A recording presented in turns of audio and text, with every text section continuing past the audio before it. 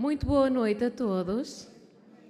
Licenciado em História e mestre em Arqueologia pela Faculdade de Letras da Universidade do Porto, formador de professores nas áreas de Arqueologia e História, acreditado pelo Conselho Científico-Pedagógico da Formação Contínua, professor convidado na European Business School, ISAG, onde obteve o título de especialista, autor e apresentador no Porto Canal de programas televisivos semanais sobre história e património, colaborador do Museu do Futebol Clube do Porto desde a sua conceição, integrou os quadros da Câmara Municipal de Matosinhos de 1987 a 2014, onde foi chefe da Divisão da Cultura em Museus de 2003 a 2009 e fica ligado à criação do Arquivo Histórico, Gabinete Municipal de Arqueologia e História e Rede de Museus de Matosinhos. Autor de vários livros e dezenas de ensaios e estudos de investigação, é colaborador da revista O Tripeiro desde 2008. Recebeu das autarquias do Porto, em 2017, e Matosinhos, em 2019, a Medalha Municipal de Mérito Grau Ouro e obteve 2 prémios da Associação Portuguesa de Museologia. Em 2016, Melhor Trabalho Média e em 2019, Informação Turística. Ao longo das 2 últimas décadas, tem colaborado assiduamente em projetos educativos dos estabelecimentos prisionais de Custóias e de Santa Cruz do Bispo, masculino e feminino, através de palestras e também, no caso de Santa Cruz, de visitas guiadas à Quinta dos Bispos. Senhoras e senhores, Joel Cleto.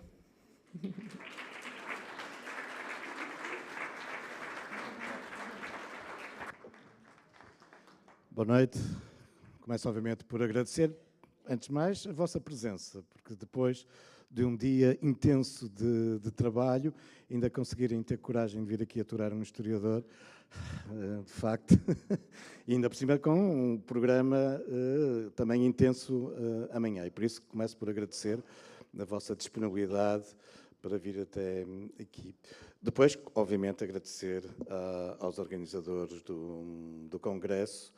Obviamente, um espaço interdisciplinar, aqui se têm cruzado muitos saberes, muitas práticas, mas agora deixem-me também agradecer, enfim, convocarem também a história e um historiador para, enfim, integrar o programa desta tão relevante iniciativa. Bem, eu tenho um problema, começo a falar, nunca mais me calo, mas estejam descansados, que eu tenho, vou cumprir o tempo que me foi solicitado. Estamos em Matosinhos e sim, se virem no programa, devem ter visto, é suposto vir falar-vos, e vou falar-vos, sobre o estabelecimento prisional de Santa Cruz do Bispo. Mas estamos em Matosinhos e deixem-me começar por falar um pouquinho sobre aquele que é um dos espaços mais icónicos de Matosinhos e vão pensar, mas porque é que ele está a falar disto? Mas vão ver que tem alguma coisa a ver com o nosso tema. Bom, estamos aqui a olhar para a cidade, mas mais para a cidade, estamos a olhar para o Porto de Leixões. O segundo maior porto do país, o maior de Lisboa, mas se falarmos numa estrutura artificial, é o maior porto artificial de Portugal. E a sua construção, nos finais do século XIX, é mesmo considerada a maior, e, enfim, o maior desafio da engenharia que aconteceu em Portugal no século XIX. Não encontramos com efeito nenhuma obra tão complexa, tão audaz, como foi isto de entrar com um porto pelo mar dentro, porque, como facilmente percebem, mais tarde, já no século XX, o porto entrará pelo rio Lessa dentro, ou seja, o porto vai entrar terra dentro. Mas nos finais do século XIX, a primeira fase de Porto de Leixões foi esta conquista ao mar, estes extensos molhes que entraram pelo mar dentro e formaram a enseada portuária que praticamente até à Segunda Guerra Mundial será o Porto de Leixões. É, de facto, só a partir dos anos 40 que nós vamos começar a assistir depois ao prolongar do Porto para o interior. Claro que nós podemos dizer que no século XIX houve outras grandes e complexas obras de engenharia, nomeadamente ligadas à rede ferroviária, colocar caminho de ferro ao longo do país, construir pontes, e temos pontes fantásticas do século XIX, mesmo aqui ao lado, no Porto, por exemplo, a Ponte Maria Pia, na época, notável obra de Eiffel, o maior arco metálico do mundo, ou depois a Ponte de Luís I, mas, enfim, visto bem as coisas, nada se compara ao que foi a construção do Porto de Leixões. Muita gente, mesmo do estrangeiro, vem de propósito assistir à construção de Porto de Leixões. Ao domingo, isto da conquista do fim de semana, incluindo sábado e domingo, é uma coisa posterior, não é? E, portanto, ao domingo era um mundo de gente que se deslocava até Matosinhos e Lessa para assistir à construção do Porto de Leixões, ir assistindo ao avanço, à conquista por parte do homem do oceano. Enfim, Porto de Leixões vem, enfim, alguns anos depois, mas não muitos, da abertura do Canal de Suez, dos trabalhos do Canal do Panamá. Vivíamos, enfim, esta crença cega no progresso, na tecnologia, que de facto é marcado nas últimas décadas e particularmente nos últimos anos do século XIX, pelo grande desenvolvimento da energia a vapor, pela arquitetura e pela engenharia do ferro, e, enfim, por grandes progressos tecnológicos inegáveis, e havia, de facto, esta crença enfim, de como a tecnologia nos podia levar a um mundo novo. Levou-nos, indiscutivelmente, mas alguns anos depois, infelizmente, também perceberíamos que com a tecnologia somos capazes de fazer o melhor e o pior. A Primeira Guerra Mundial viria a demonstrar que os progressos científicos e tecnológicos podiam ser utilizados também de um modo muito negativo. Bom, mas não é isso que aqui nos traz, mas sim falar-vos da construção, enfim, ambiciosa, isto de erguer estes extensos paredões pelo meio do mar, um mar muito batido, não é? Que é a nossa costa, toda a costa portuguesa, mas particularmente aqui no norte, enfim, um mar violentíssimo, e construir e erguer estes paredões resultaram em muitos projetos ingleses, franceses. Depois há um engenheiro português que faz uma síntese, o engenheiro Nogueira Soares, e é ele o autor do projeto final. Mas o que é importante aqui percebermos é que todos os projetos, mais coisa, menos coisa, todos eles seguem o mesmo princípio. Estes paredões, estas extensas paredes que entravam mar dentro e que vão formar o porto, aproveitam os enormes rochedos que há milhares de anos aqui existiam. É, em grande parte, alicerçados, construídos sobre esses rochedos, que se ergue o Porto de Leixões. Estes rochedos chamam-se, porque eles ainda lá estão, Leixões. E é por isso que o Porto se chama o Porto de Leixões. Os rochedos. E sim, é assentes nos leixões, mas também no fundo marinho, que os molhos foram avançando bloco após bloco. E aqui deixem-me chamar a vossa atenção para duas máquinas fenomenais, que ainda hoje as podemos observar nos molhos de Porto de Leixões, que são os titãs. Gigantescos, titânicos, guindastes, movidos a vapor. Os maiores guindastes a vapor do mundo. De resto estão classificados, enfim, inventariados em termos de património mundial de engenharia. São peças únicas no mundo, construídos por uma famosa fábrica francesa, a FIV, em Lille. Foi com efeito à força do vapor.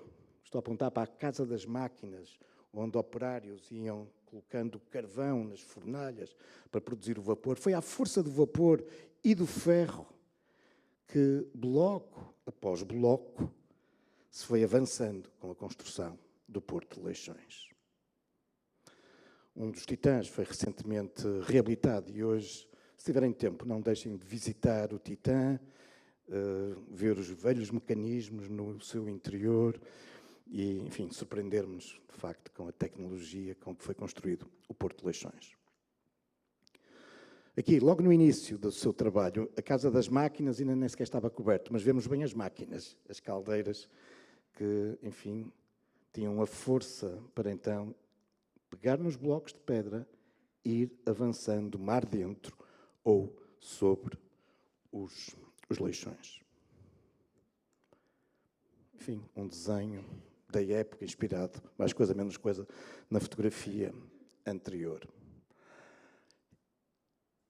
E aqui, e é por causa disto que vos estou a falar, da construção de Porto de Leixões, que é, ok, já percebemos, uma obra audaz, uma obra que foi fundamental para o progresso da região norte e do país, construído graças à fabulosa tecnologia, graças aos projetos da nossa engenharia e à tecnologia socorrendo-se da energia a vapor e dos titãs, mas há aqui um elemento crucial para construir o Porto de Leixões, e que é a pedra. Para construir aqueles extensos paredões, para construir aqueles molhos, era preciso pedra. Muita, muita pedra.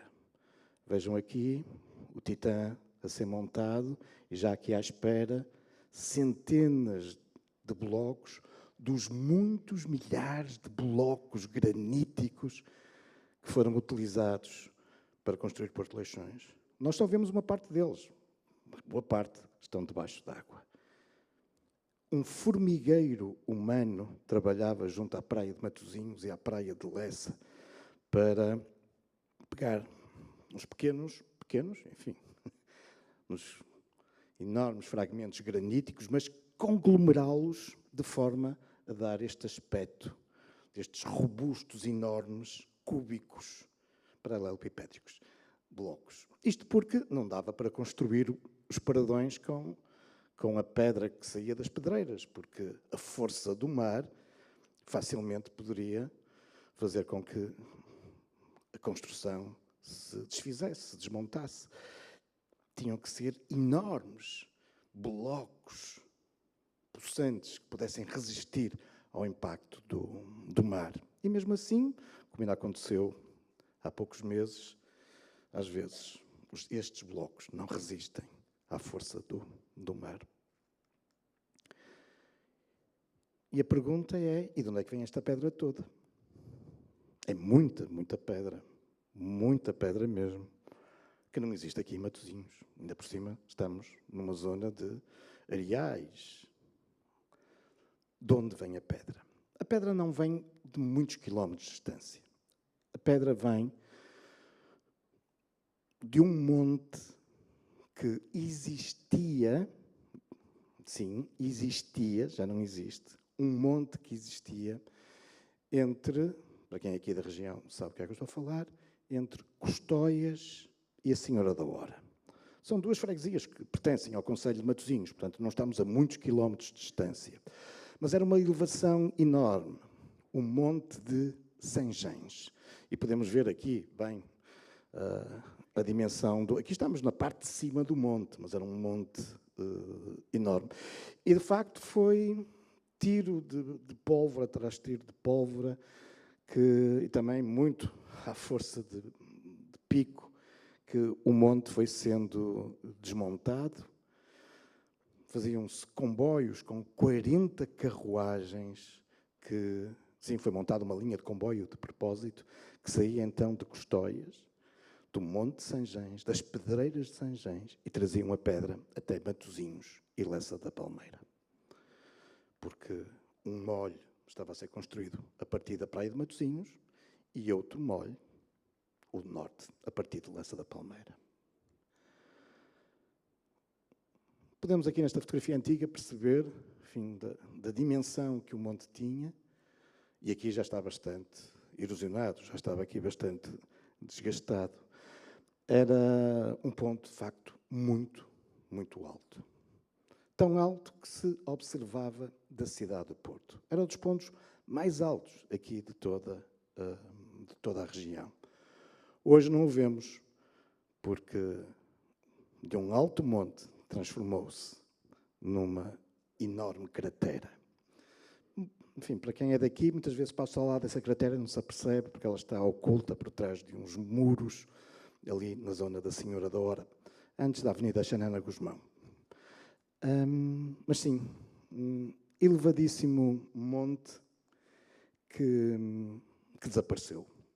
Desapareceu, isto é, se quiserem ver o Monte Sanjens, já perceberam, só têm que ir até à praia de Matosinhos ou à praia de Lessa e vem um monte todo em bloquinhos pelo mar dentro.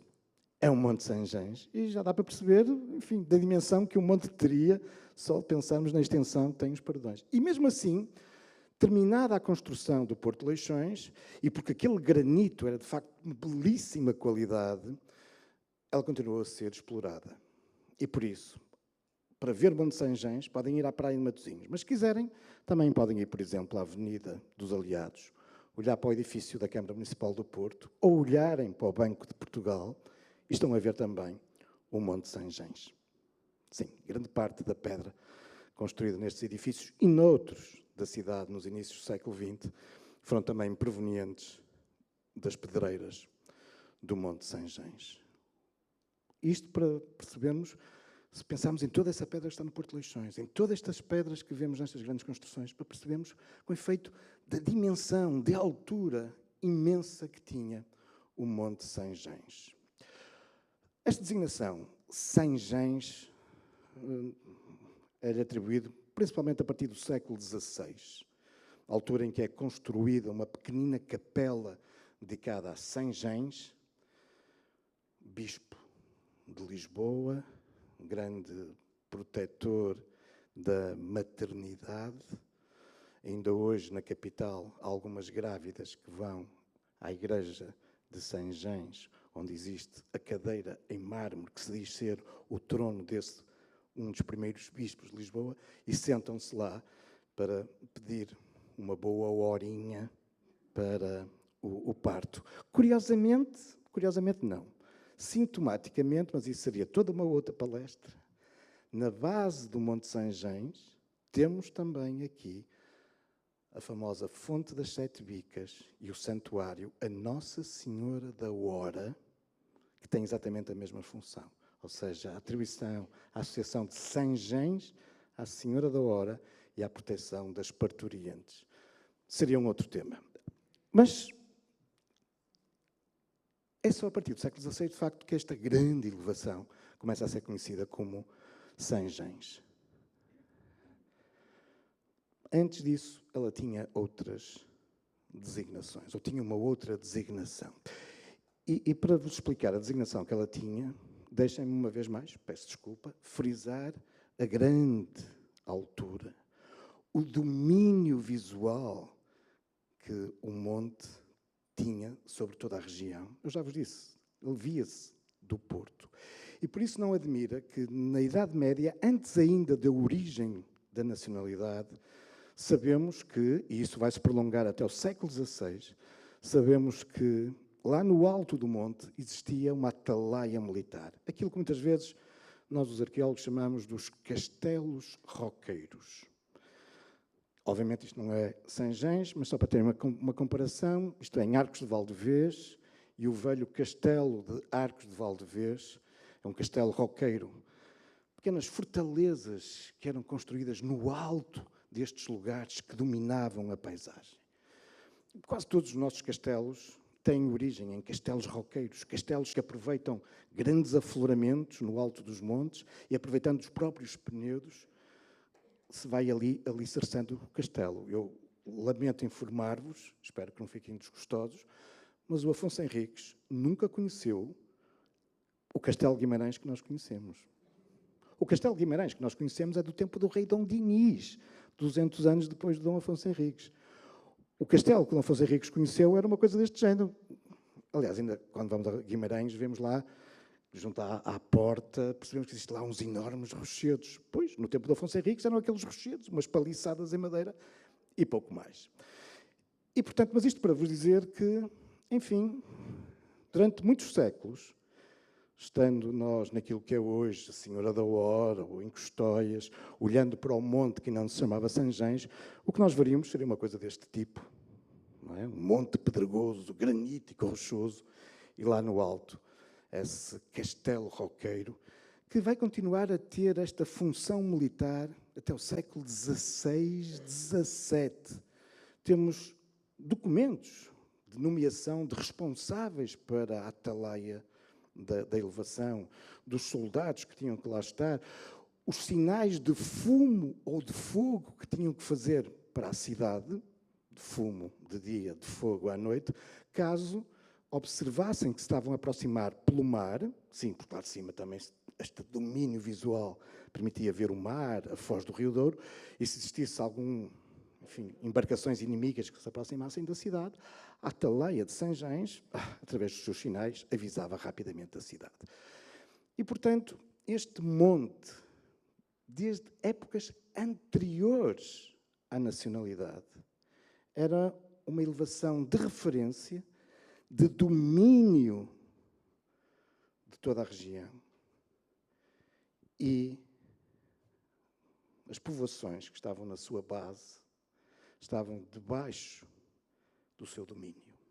Mas a expressão que era utilizada na Idade Média e que vai dar um nome ao monte é que elas estavam sob a custódia deste monte. Subtus mons custódias. Monte Custódias. E já perceberam de onde é que resulta o nome Custóias. Mas todos vocês também sabem que estar sob custódia é estar sobre a vigilância, É algo que tem muito a ver com a temática deste nosso encontro. E sim, Custóias, a origem do nome, tem a ver com este monte Custódias, que tinha sob sua vigilância, sob o seu domínio, sob a sua vigilância, todo este território. E por isso não deixa de ser, no mínimo, curioso que seja exatamente em Custóias que nos vai surgir o estabelecimento prisional de Custóias, do Porto. Em Custóias estão sob a custódia. E, portanto, enfim, às vezes a história, de facto, repete-se muitas vezes. Repete-se não, mas rima muitas vezes. E aqui é um curioso caso. Pode ser uma mera coincidência. Sim, vamos admitir que é uma mera coincidência. Mas não deixa de ser interessante ver que, afinal, esta vocação deste território para ter sob custódia, sob vigilância, as populações, afinal, acaba, muitos séculos depois, por dar origem também ao estabelecimento prisional. Sim, mas podemos dizer que é uma coincidência, até porque, como todos sabem, o estabelecimento prisional de Custóias, em boa verdade, é o estabelecimento prisional do Porto. É apenas na década de 70, nos inícios da década de 70, que o estabelecimento prisional do Porto, todos conhecem hoje, Centro Português de Fotografia, a cadeia da relação, bem no coração da cidade do Porto, voltado para o Jardim da Cordoaria, ali mesmo ao lado da icónica Torre dos Clérigos. Sim, era aqui que, desde os inícios do século XVII, funcionou a cadeia da relação. De início, não neste edifício. Este edifício resulta de uma grande reconstrução, praticamente de raiz, do edifício que existia aqui anteriormente, da primitiva cadeia da relação do Porto. Um edifício muito bonito, mas tinha tanto de bonito quanto de mal construído. E há uma manhã em que, perante a má construção do edifício, há uma enorme revolta dos presos.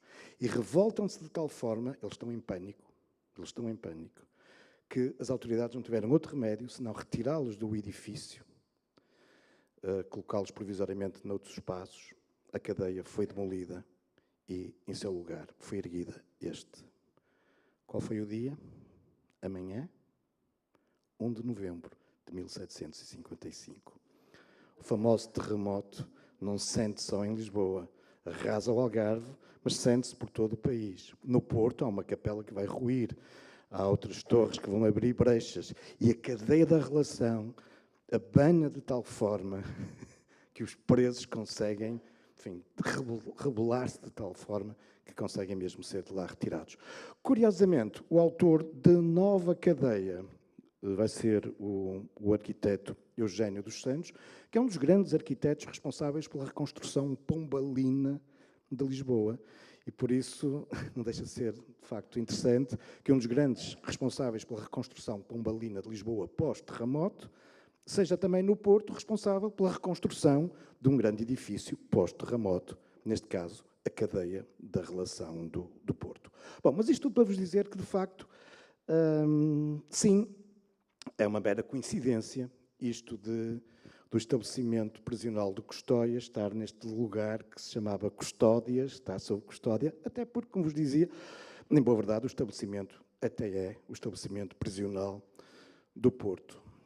Contudo, temos que reconhecer que, apesar de tudo, parece haver aqui alguma vocação nesta zona aqui do concelho de Matosinhos para, de facto, abrigar comunidades prisionais.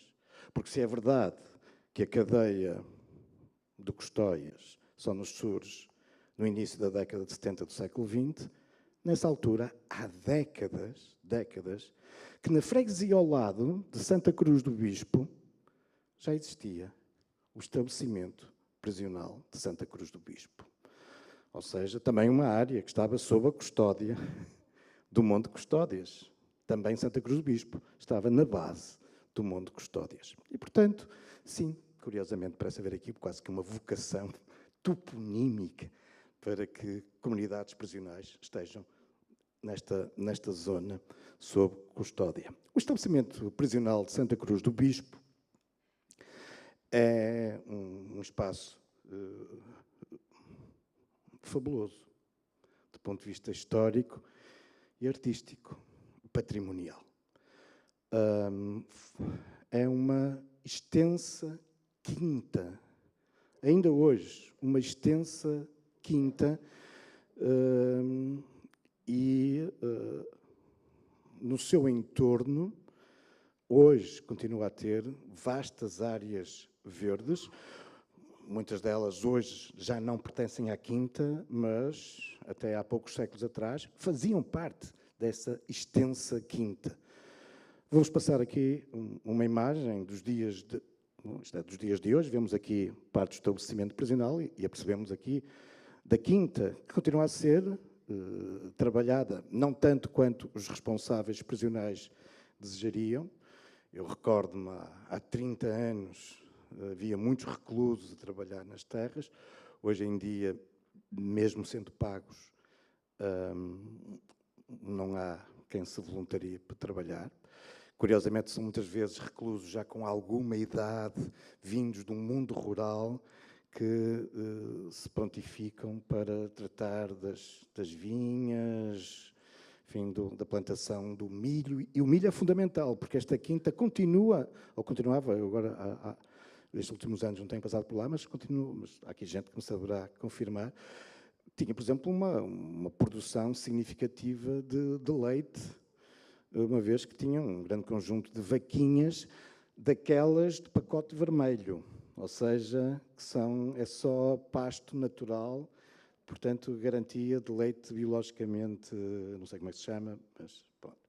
Um dia sim, dia não, a cooperativa agrícola de leite vai lá recolher o leite. Mas, para quem não conhece, deixem-me passar-vos aqui uma outra imagem, enfim, do entorno.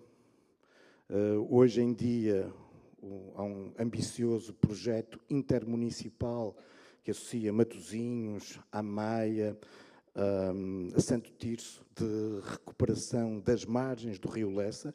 O Rio Lessa passa pelo meio da quinta, onde está o estabelecimento prisional, e um dos grandes desafios nos dias de hoje em torno das questões ambientais é o corredor verde do Lessa, através de circuitos nas margens do rio, enfim, devolver as comunidades ao rio, porque, como sabem, durante décadas o Lessa era olhado como um esgoto e um vazadouro.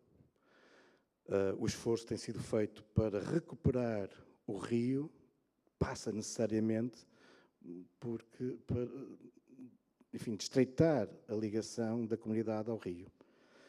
Ou seja, que as pessoas não olhem para o Lessa como um esgoto, não um sítio para onde se atira o lixo, onde se abandonam os eletrodomésticos, os frigoríficos, os pneus, mas, pelo contrário, valorizando, agora que o rio está a ser despoluído, as suas margens, em espaços belíssimos, enfim, criar-se novamente estes laços de afetividade com o rio, para que seja a própria comunidade a primeira a não permitir que haja, enfim, poluição no rio. Bom, mas isto só para vos dizer, enfim, estamos perante um espaço, de facto, muito bonito e marcadamente agrícola e rural. E é uma quinta, que por motivos que já vos explicarei, ficou conhecida como a Quinta dos Bispos, sim, porque pertencia ao Bispo do Porto, e é um espaço com efeito, como podem ver, temos o estabelecimento lá ao fundo, com o bairro dos guardas. E aqui, enfim, são equipamentos também ambientais da Câmara Municipal. E como vos disse, o rio Lessa corre junto ao estabelecimento prisional. Eu peço desculpa estar aqui a sublinhar muito isto, mas vão perceber depois o porquê de eu estar a puxar pela questão do valor ambiental da quinta onde se integra o estabelecimento prisional. E, felizmente, o rio Lessa já não é um esgoto a céu aberto, já há de novo peixe no rio, enfim, tem-se multiplicado as espécies também de aves e, enfim, anfíbios que estão a regressar ao rio Lessa. O Monte São Brás fazia parte no passado desta quinta, hoje é um espaço exterior ao estabelecimento prisional, mas que reforça a importância paisagística, ambiental desta área ligada ao estabelecimento prisional de Santa Cruz do Bispo. Com muitos motivos de interesse também patrimonial, velhas capelas, dentro do edifício, ou dentro do estabelecimento, temos também apontamentos arquitetónicos de grande valor. E por isso está talvez na altura de vos explicar, bom, mas afinal, que quinta é esta? Nós estamos a falar de uma quinta cujas origens remontam enfim, ao início da nacionalidade. A neta de Afonso Henriques, que muitos de vocês conhecem, ligada à Arouca, Santa Mafalda, a rainha Santa Mafalda, neta de Afonso Henriques, é ela que, enfim, já agora ela era rainha, não por ser rainha portuguesa, ela tem este título, rainha, porque ela casou com o rei de Castela. O rei de Castela morre pouco depois do casamento, ela regressa, apesar do casamento não se ter consumado, o rei, quando morre, tinha 10 anos. A verdade é que ela... E o casamento foi mesmo considerado nulo, mas ela, até o fim da vida, utilizou sempre o título de rainha de Castela, apesar de ter regressado a Portugal. Bom, no seu regresso a Portugal, ela vai, entre outros bens, ela vai administrar um mosteiro que existia aqui, a poucas centenas de metros de distância, o lugar de Bouças. Deixem-me-vos dizer que até 1909 este concelho não se chamava Concelho de Matosinhos, mas sim Concelho de Bouças. Durante séculos, a famosa imagem do Senhor de Matosinhos era o Senhor de Bouças. E, portanto, ela torna-se Mafalda a Senhora de Bouças e só depois é que irá para a Arouca. E depois, no seu testamento, durante o tempo que ela está aqui em Bouças, ela constitui, por compra, por doações, por troca de propriedades, ela vai constituir, então, uma enorme quinta nas margens do rio Lessa. numa povoação que se chamava Santa Cruz de Ribaleça. Santa Cruz, em cima do Lessa. Como já vos disse, o estabelecimento prisional continua nos dias de hoje a ser cortado a meio. O estabelecimento não, a quinta, pelo rio Lessa. Só que ela depois vai deixar, esta enorme quinta, ela vai deixar em testamento aos bispos do Porto. Estamos nos finais do século XII, início do século XIII, e durante os séculos seguintes, enfim, para o bispo do Porto, que está lá longe, muito longe, na época, no Porto, seguramente que sabia que tinha ali aquelas propriedades, lá nessa terra longínqua, Santa Cruz de Ribaleça, de onde deviam chegar belíssimos produtos agrícolas, digo eu, porque é uma quinta que continua a ser muito fértil, imaginem como seria na época. Mas no século XVI, há um bispo, Dom Rodrigo Pinheiro, que lá resolveu, numa das suas viagens, ver os seus domínios e veio aqui até Santa Cruz de Ribaleça e fica completamente apaixonado pela quinta. Estamos no século XVI, não vos quero amassar muito, estamos no Renascimento. Este bispo tinha estado muito tempo em Roma, tinha convivido com o movimento cultural do Renascimento e ele é um bispo, é um príncipe da Igreja renascentista. E resolve, nessa quinta, não abdicando de ser uma quinta agrícola, porque obviamente produz muito e bom, mas transformar essa quinta também num espaço de lazer. Um espaço para onde ele possa, enfim, passar alguns dias de descanso. Tinham que ser umas temporadas, assim, grandinhas, porque assim, para um descanso imediato, os bispos do Porto tinham mesmo ao lado da cidade, do lado de fora, mas muito próximo da cidade, tinham uma outra quintazinha, que era um enorme prado, que era onde repousavam, o Prado do Repouso. Para quem é do Porto da região sabe que é o nome do principal cemitério da cidade. Muitos pensam que é Prado do Repouso porque estão ali os corpos a repousar. Não. Aquilo já se chamava Prado do Repouso antes do cemitério. Era a propriedade onde os bispos repousavam. Mas agora no século XVI, Dom Rodrigo Pinheiro tem este projeto ainda mais ambicioso. Não é só um sítio para ele descansar. Esta quinta é fantástica, ele quer um sítio onde possa descansar, passar grandes temporadas e convidar artistas que para aqui venham. Isto tem a ver com o espírito renascentista, o espírito dos mecenas que querem apoiar as artes e, com efeito, a Quinta dos Bispos vai se tornar num importante local onde muitos artistas irão passar grandes temporadas. E nós temos coisas escritas no século XVI, no século XVII, escritas por espanhóis, dizendo que a Quinta dos Bispos, em Santa Cruz de Ribaleça, é a melhor quinta de lazer de toda a Península Ibérica. Claro que alguns deles estão lá e, por isso, é uma forma, obviamente, de dar ali alguma graça ao bispo e agradecer-lhes. Por outro lado, o facto de serem espanhóis também não admira. Na altura estamos na época da União Dinástica, portanto, tudo isto é Espanha. Mas também não dava para exagerar muito, não é? E, portanto, considerar esta como a melhor quinta de lazer da Península significava que ela seguramente estaria entre as melhores quintas de lazer da Península Ibérica. E o bispo vai fazer uma série de intervenções, construir um palácio, que dará o nome de Dona Mafalda, a senhora que criou a quinta, vai construir fontes, fontanários, desenvolver um jardim e inicia assim uma tendência que será seguida por muitos bispos durante os séculos seguintes. Visitar hoje a Quinta dos Bispos, o estabelecimento prisional Santa Cruz do Bispo, é uma viagem no tempo e na arte, porque depois todos os bispos, ou muitos dos bispos do Porto, queriam lá deixar a sua marca. E um mandava fazer uma fonte, e outro ampliou o palácio, e outro uns novos portões, e vamos tendo diferentes fases artísticas. E, portanto, é um repositório artístico a Quinta dos Bispos. Obviamente, muito pouco conhecido. Obviamente, porque ninguém vai lá fazer visitas, porque é um estabelecimento prisional. Mesmo os historiadores de arte, têm um grande desconhecimento sobre a Quinta dos Bispos. Só muito recentemente, e muito recentemente estou a falar há 4, 5 anos, é que um dos maiores historiadores de arte portugueses ligados a esta época do Renascimento, o professor Ferrão Afonso, fez um estudo da Quinta dos Bispos e veio sublinhar isso. Estamos perante o melhor projeto renascentista do norte de Portugal.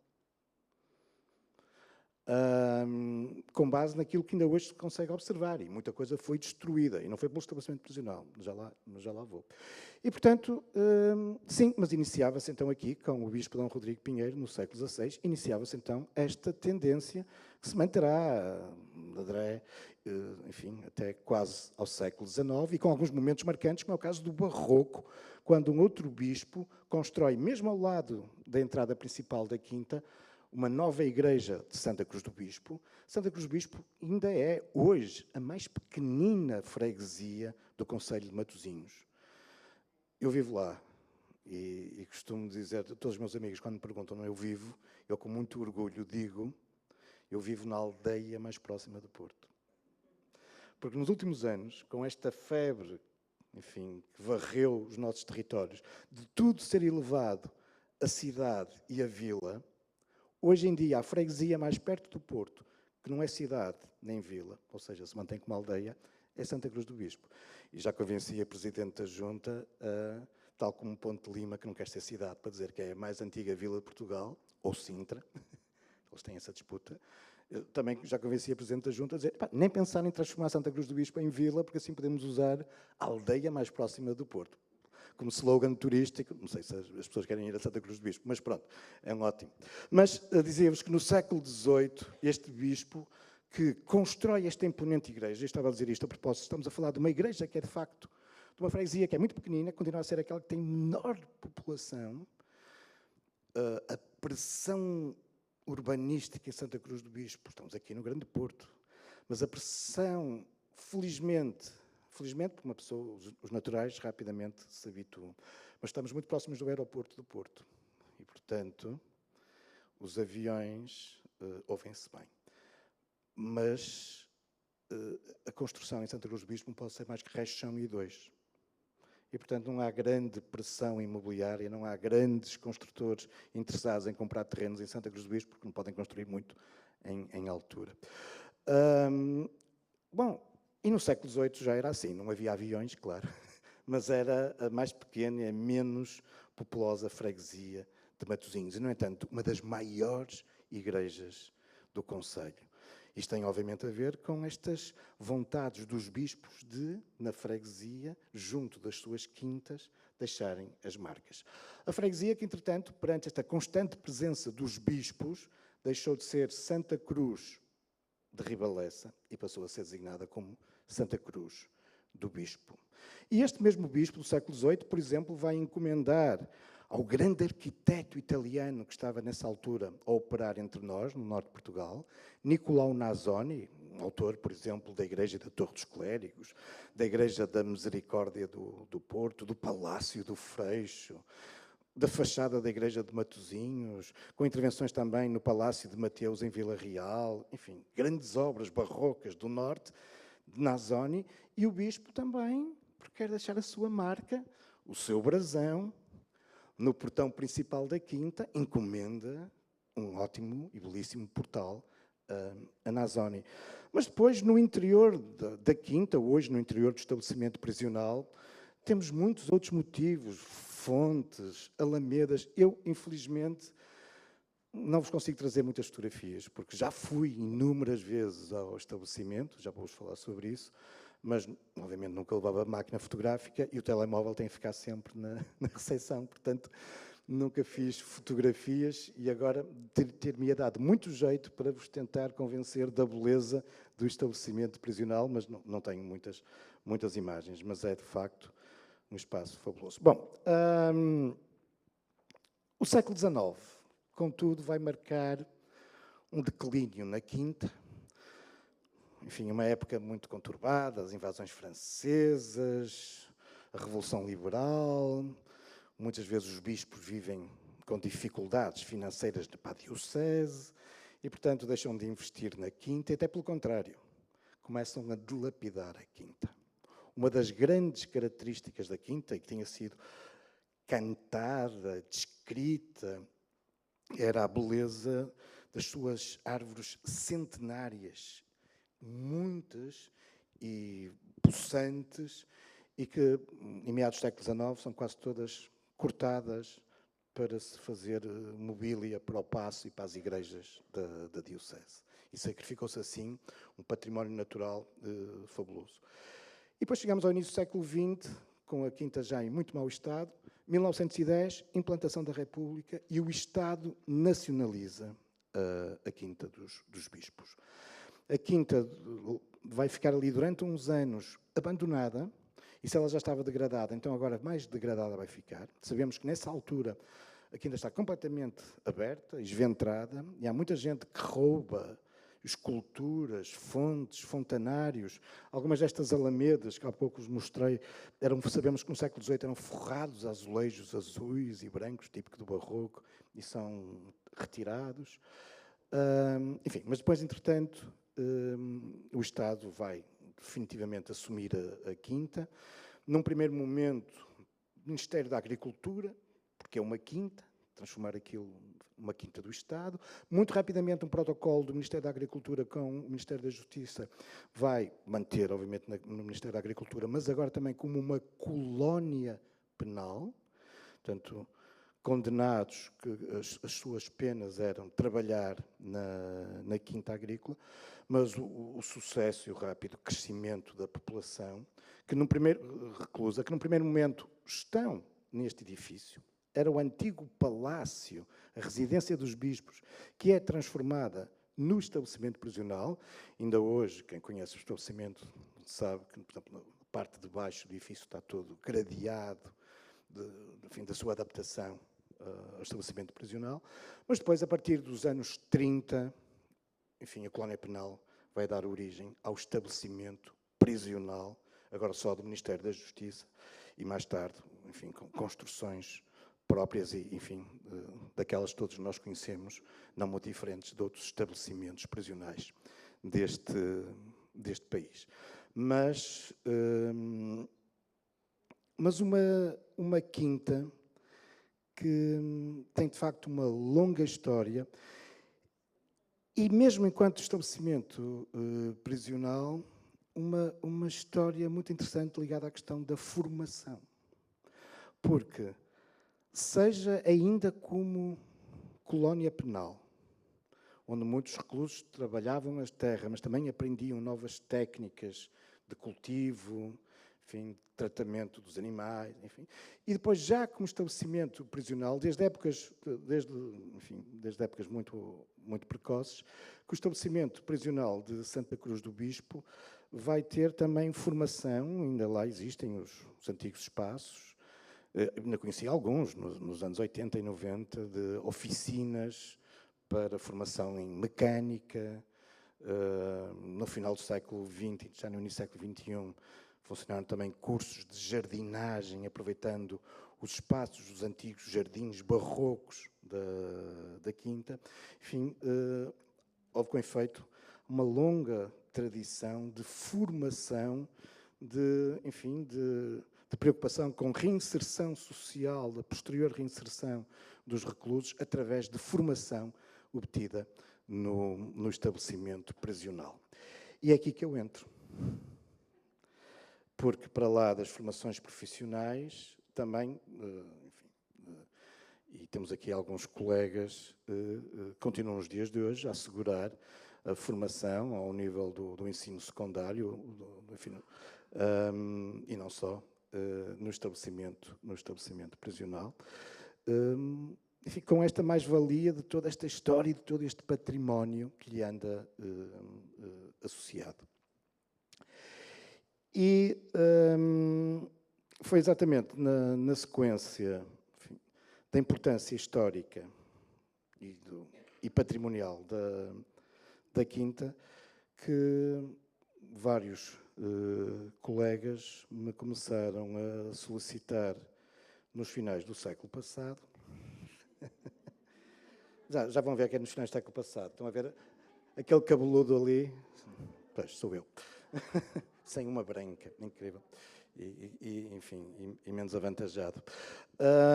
Sim, comecei regularmente, por convite dos colegas que diariamente lá se encontram a dar formação aos reclusos, mas passei a ir fazer regularmente algumas conferências seguidas de visita ao estabelecimento prisional.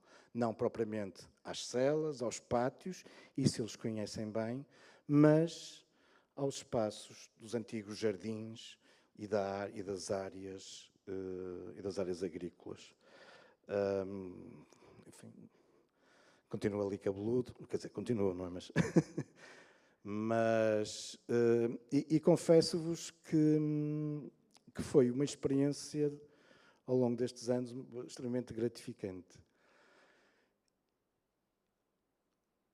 Aquilo que me move, enfim, enquanto divulgador do património, confesso-vos que não é, enfim, o conhecimento do passado pelo passado.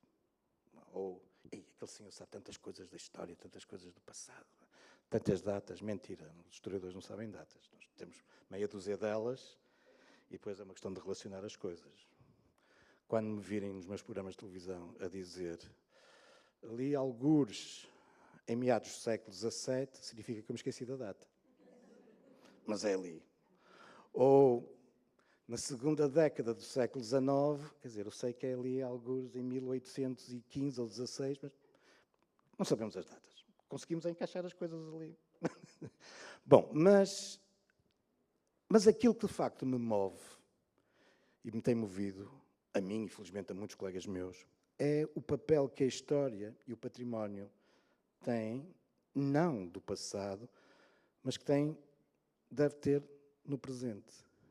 Eu acredito firmemente, e é isso que me move há muitos anos, eu acredito que a história e o património são decisivos para a qualidade de vida das comunidades. Porque eu posso viver num sítio até qualificado do ponto de vista urbanístico, eu posso ter saneamento, boa recolha de lixo, até alguns espaços verdes, mas se eu viver anónimo, completamente anónimo, num sítio que não me diz nada, a qualidade de vida não é a mesma. Se eu não tiver alguma coisa para partilhar, que me una aos vizinhos e ao resto da comunidade, a qualidade não é a mesma.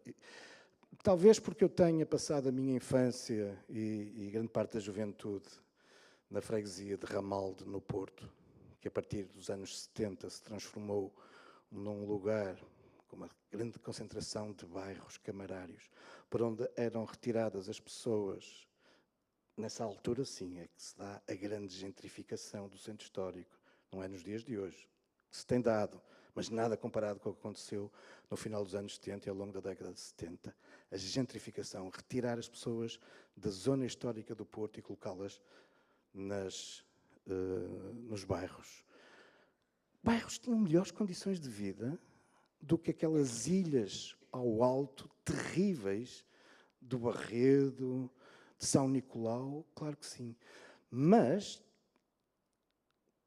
todos conhecem esses casos, estou a falar do Porto, isto é válido para Lisboa e para muitos outros sítios, as consequências do desenraizamento destas populações que tinham os seus hábitos, que tinham os seus ritmos, as suas ligações às alminhas, ao lavadouro, àquela festa tradicional, aquilo que, enfim, a malha que unia e fazia comunidade e que agora, desprovidos de tudo isso, são colocados em apartamentos com cozinha, com água, mas em curto espaço de anos, esses bairros tornaram-se em espaços altamente problemáticos e que depois, muitos deles, acabarão por dar origem a muitos dos reclusos que estão nos estabelecimentos da região.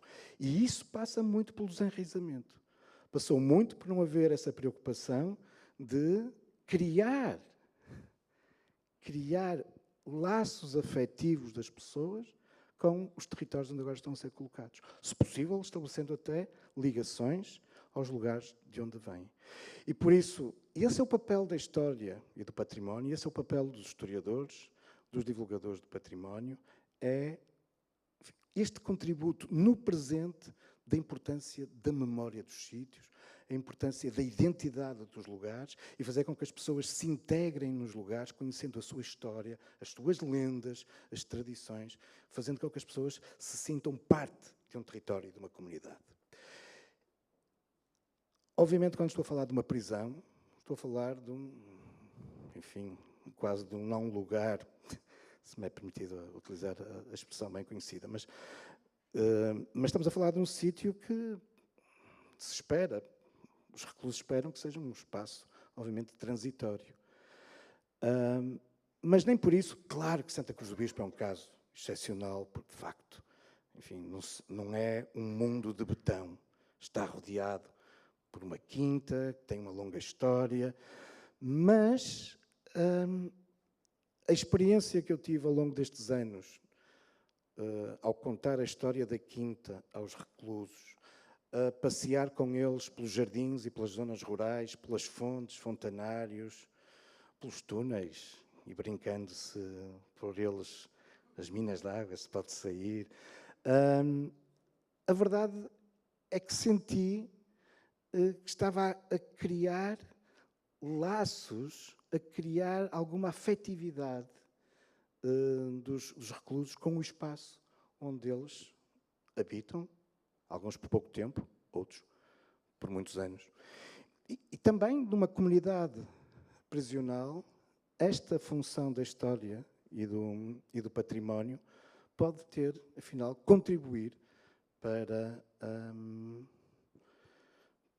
que estes habitantes, enfim, se sintam um pouco melhores no sítio onde vivem. Ao mesmo tempo que, como é óbvio, também contribuía para uma maior, enfim, identificação ou no âmbito da sua formação, terem também motivos acrescidos. E deixem-me partilhar convosco algo, para mim, de uma enorme tristeza, quando penso nas visitas que tenho feito às comunidades prisionais de Santa Cruz do Bispo.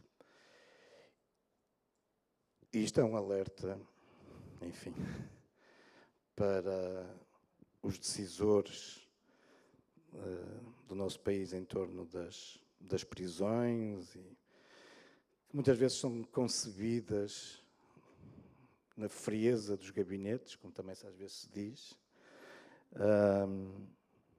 como técnicos, arquitetos, engenheiros, se calhar nem se dão ao trabalho de ir aos sítios ou pouco aos lugares.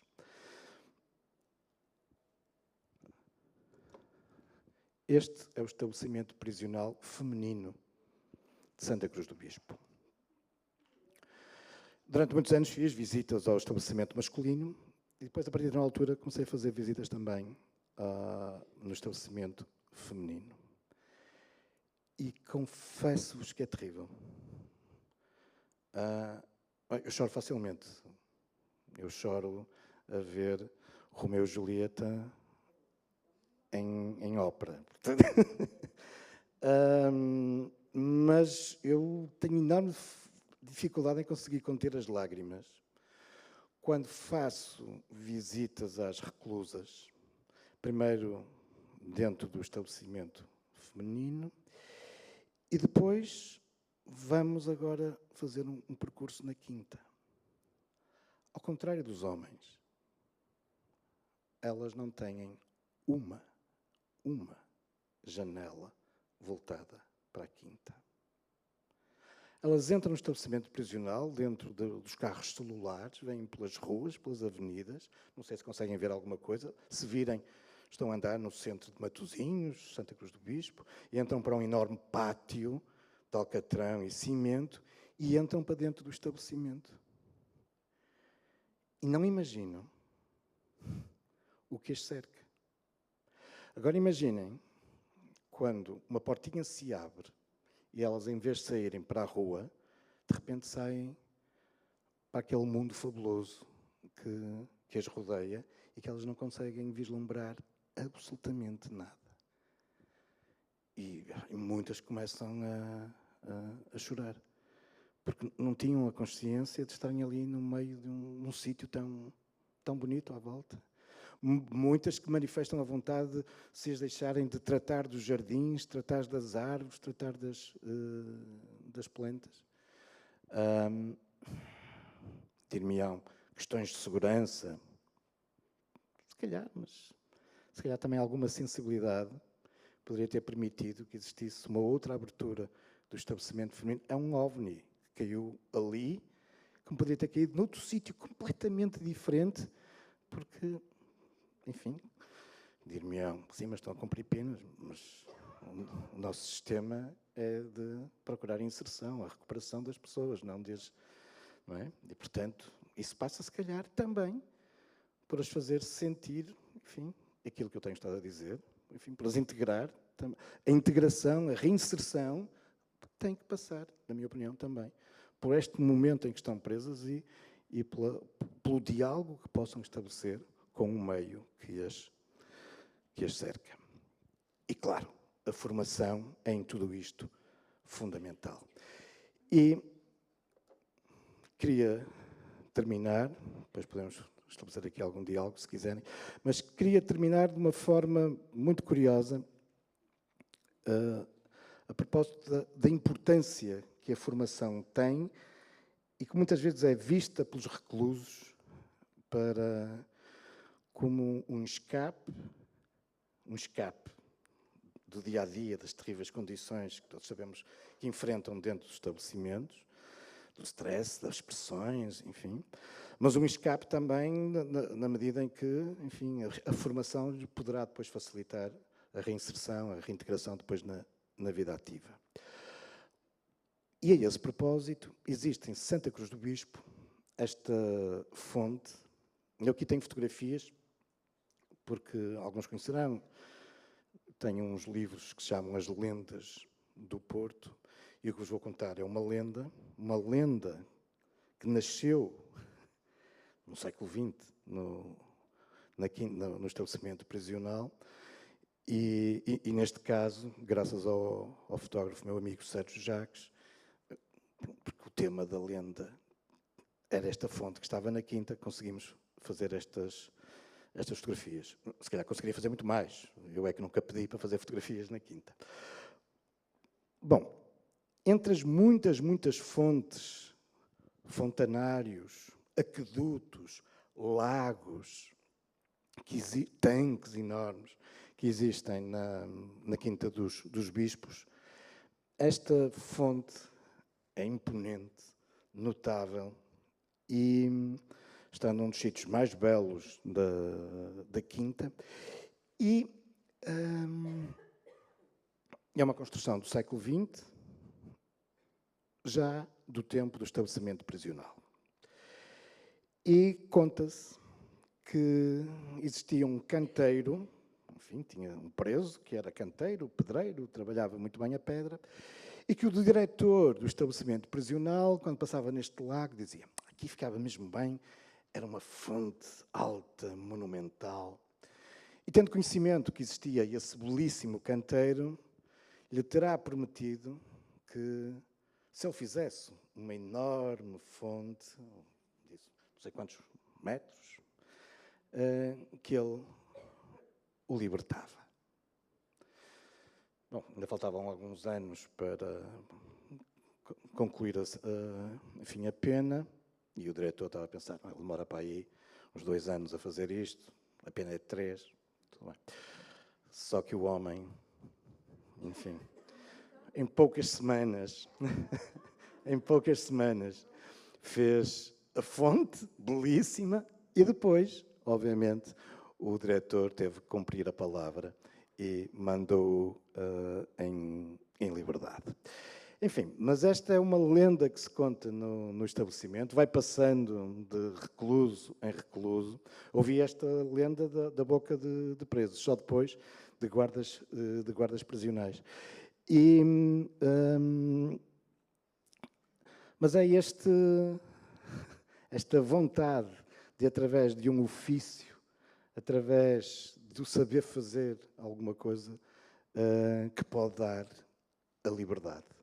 E particularmente por aqueles que estudam, ou aqueles com que eu contactei que estudavam, faziam os seus estudos no estabelecimento prisional, diziam isso mesmo. Vale a pena depois ter um ofício, porque isto dá-nos a liberdade. Muito obrigado a todos. Fico. Muito obrigado. Muito obrigado. Muito obrigado.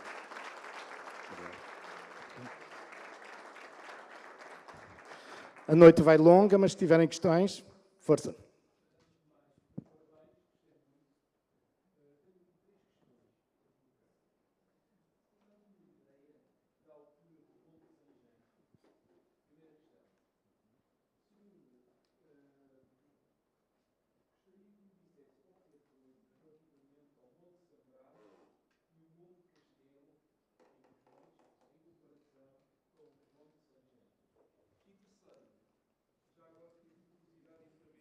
Da fonte que esse tal preso construiu. Exatamente. Obrigado. Muito obrigado. Relativamente à fonte, ela tem um nome e agora confesso que não me estou a lembrar. Não me estou a lembrar, mas depois eu posso lhe dar essa indicação, depois fica o seu contacto. Até porque, como disse, eu registrei por escrito a lenda e publiquei-a mesmo num daqueles meus livros sobre as lendas da região do Porto. Relativamente à altura sabe-se, eu agora não tenho aqui de cabeça, mas, já que fala nessas duas elevações, era bem mais alta que o Monte São Brás. O Monte São Brás é a grande elevação que há pouco vos mostrei, junto à Quinta dos Bispos, e mais alta ainda, bem mais alta que o Monte Castelo, que é aqui em Guifões, já muito próximo do estuário do Rio Lessa, que foi um importante povoado, um castro da Idade do Ferro, e depois continua a ser ocupado na época romana, muito por causa da sua posição estratégica e domínio visual sobre o estuário e o vale do Lessa. Mas o Monte Sanjens era mais alto. Era, de longe, a elevação mais alta aqui da região. Eu não quero estar agora aqui a dizer números, porque confesso que não está em cabeça, mas sabe, se fizerem uma pesquisa, porque, repare, o monte começa a ser desmontado a partir de 1885, que é quando tem início a construção do Porto de Leixões. Portanto, é nessa altura que é desmontada a capela, portanto, há levantamentos topográficos já muito rigorosos e, portanto, sabemos a altura exata do Monte Sanjens. Me esqueci. Eu sou natural de Guifões, Matosinhos. Pronto, por isso é que pergunto sobre Monte Castelo. Já agora, Guifões é uma cidade ou é ainda uma vila? É vila. Então, a aldeia mais próxima do Porto é Guifões e não Santa Cruz do Bispo. Não, é vila. É vila, Guifões é vila. E Santa Cruz do Bispo é vila? Não é vila. É aldeia? Ok, então. Muito bem. Não, Guifões é vila, Custóias é vila, Senhor da Hora é cidade, Samamede é cidade, Lessa do Balio é vila. Muito bem. Okay. Ali o nosso colega queria ficar ele com o título da aldeia mais próxima. Muito bem. Não sei se tem mais alguma questão. Não havendo, uma vez mais agradeço a organização, o convite e desejo continuação de excelente e profícuo trabalho amanhã e até ao final do encontro. Muito obrigado a todos.